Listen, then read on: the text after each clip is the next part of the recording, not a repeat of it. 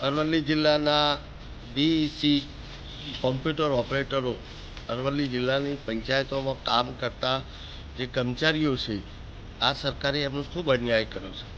અન્યાય તો એટલી હદે છે કે એમનું ઘર ચલાવવાના પણ આવી પરિસ્થિતિમાં પહોંચે છે. તેમને 2000 રૂપિયા પણ માસિક મળતા નાની પંચાયત હોય અને એને 25 ઉતારા કાઢવા છે કે એની પાસે કામ લઈએ, પણ એને મિનિમમ રોજગારથી એનું કુટુંબ ચલાવવા માટે સરકારે નિયત કરેલા ધારાધોરણ જેટલું પણ પૈસો મળતો નથી. સરકારના ચોપડે આ વસ્તુ નિશ્ચિત છે કે કેટલા ઉતારા નીકળ્યા, એનું શું મળ્યું, સરકારને કેટલા મળ્યા. તો આ જે એ ઊભા કરે છે એમાંથી 1 રૂપિયો 2 રૂપિયા લઈ અને સરકાર એમાંથી કમાણી કરવાની વાત કરે છે. અને આ જે રોજગાર મેળવતા જે કર્મચારીઓ છે, જ્યારે શરૂઆત થઈ કોમ્પ્યુટરની 2006થી આજ દિન સુધી એમને ખૂબ શોષણ કરવામાં આવ્યું છે.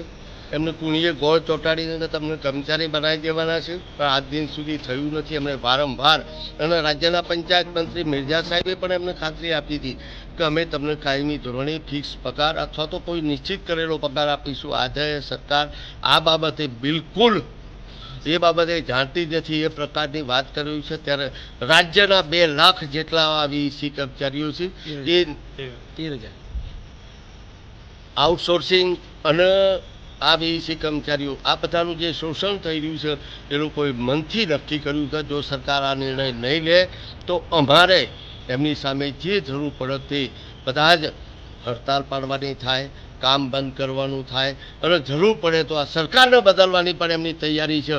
ત્યારે હું એક ધારાસભ્ય તરીકે એમને ખૂબ સારી રીતે એમને મળી રહે, એમની માગણીઓ પોસાય, એમના ઘર કુટુંબ ચાલે, એ પ્રકારની તમામ માગણીઓ સાથે હું એમની સાથે છું. જરૂર પડે સરકાર સામે લડવાની જરૂર પડે તો જો પણ ઉપવાસ આંદોલન કરે ત્યારે હું એમની સાથે છું, એની હું ખાતરી આપું છું.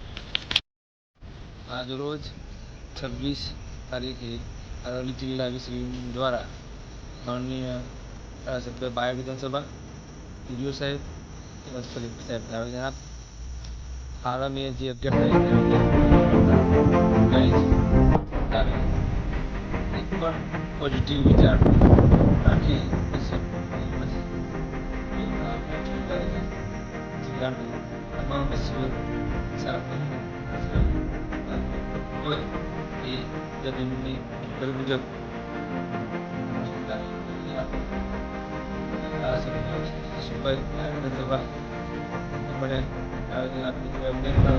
ખાતરી મોહિતરી આપી આ વિધાનસભાની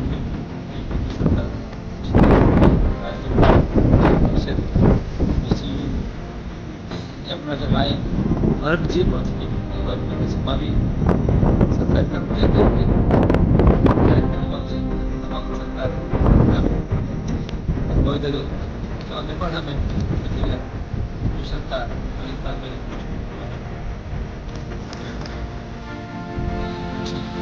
તો અમે પરિવાર સાથે